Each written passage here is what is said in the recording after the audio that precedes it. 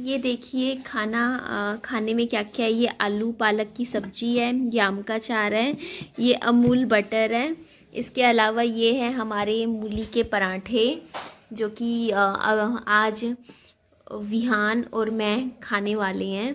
तो देख लीजिए, आप भी आइए और खाना खा लीजिए हमारे साथ। हेलो एवरीवन, कैसे हो आप सब। तो आपको पता है अब सर्दियाँ चली गई हैं और गर्मियाँ आ गई हैं। मीन्स अब ऐसा नहीं है, अभी बस ये लगा लो कि 10-12 दिन बाद तो घर में पंखे भी चलने लग जाएंगे, इतनी गर्मी हो जाएगी। अब ठंड तो बिल्कुल रही ही नहीं है। तो मैं क्या कर रही थी कि विहान के जो कपड़े थे, जो सर्दियों के, जो मैंने इस बार, याद होगा आपको, सर्दियों में विहान के लिए अच्छी खासी मैंने शॉपिंग करी थी।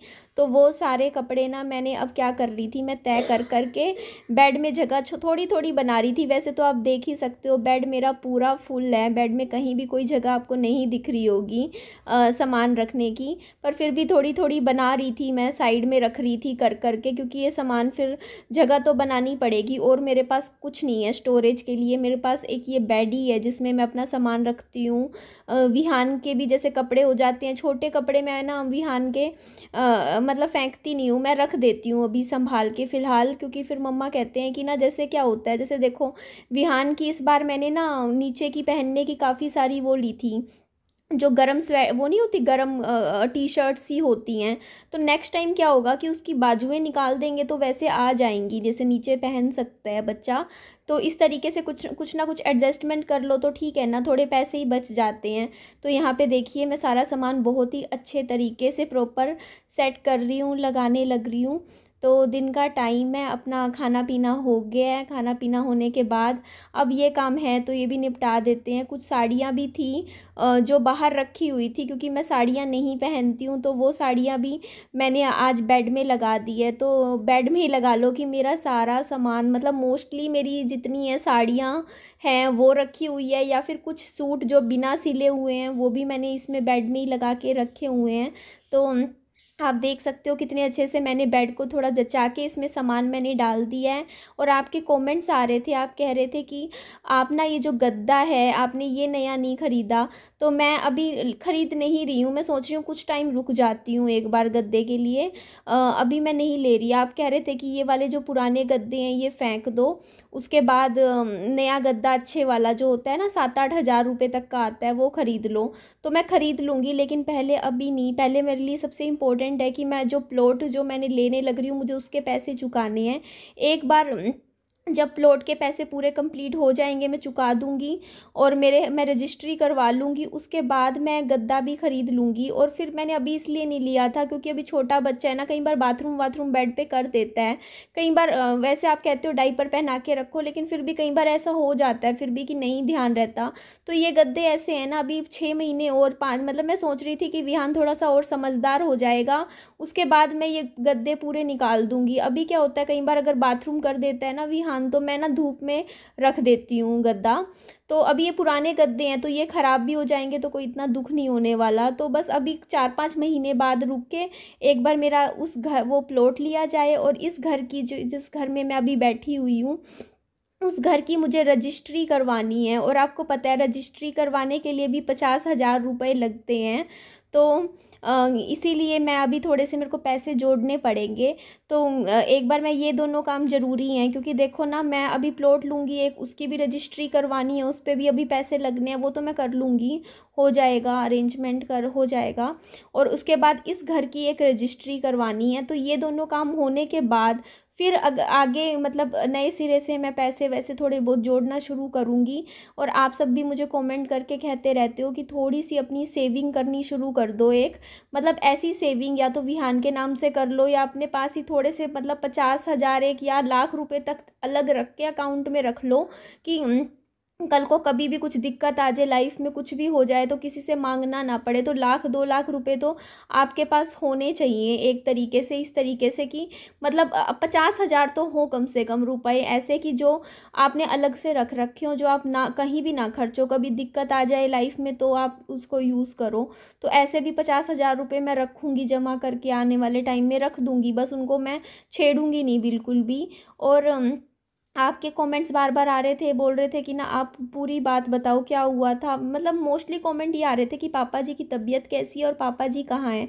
तो मैं आपको बता देती हूँ, पापा जी इस टाइम नशा मुक्ति केंद्र में हैं और नशा मुक्ति केंद्र में है। और इससे ज़्यादा मुझे मेरी, क्योंकि आपको पता होगा जो रिहैब सेंटर्स होते हैं वहाँ पे मोबाइल फ़ोन वगैरह लेके जाना अलाउड नहीं होता। ना आप मोबाइल फ़ोन लेके जा सकते, ना अपने पैसे ले जा सकते, ना अपना पर्स ले जा सकते। तो मेरी उनसे कोई भी बात नहीं हुई है और मुझे नहीं पता अभी जब अगर मेरी बात हो पाएगी। वैसे कहते हैं कि जहाँ तक मैंने सुना है कि 1 महीने तक तो कम से कम किसी भी फैमिली मेम्बर को नहीं मिलने देते हैं अगर वहाँ पे मतलब रखते हैं तो इसीलिए मेरी कोई भी उनसे ना तो कांटेक्ट हुआ है, ना मेरी उनसे बात हुई है। मैं बस अपना टाइम लगा लो कि निकालने लग रही हूँ, क्योंकि मेरे भी ऊपर ये लगा लो इतना माड़ा टाइम मैंने अपनी ज़िंदगी का देख रही हूँ।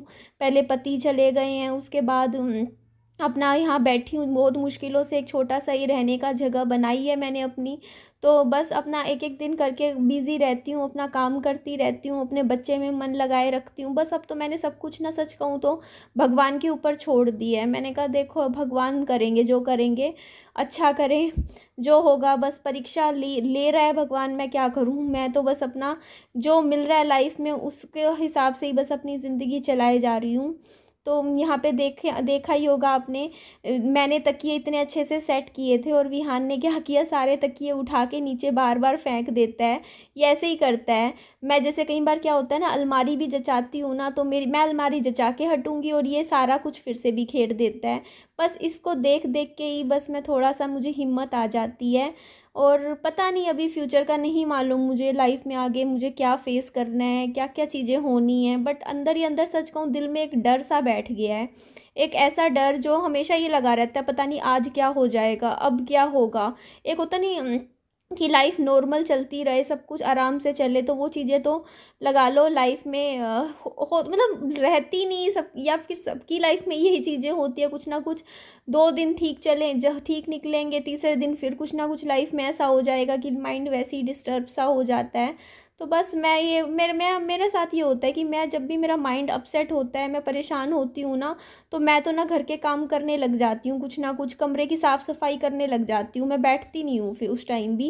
मेरे को ये रहता है कि कम से कम देखो अभी आपसे कुछ नहीं हो रहा तो कम से कम अपने कमरे की सफाई कर लो। यहाँ पर मैं पीने लग रही हूँ कोल्ड कॉफ़ी, आप भी मेरे साथ पी लीजिए।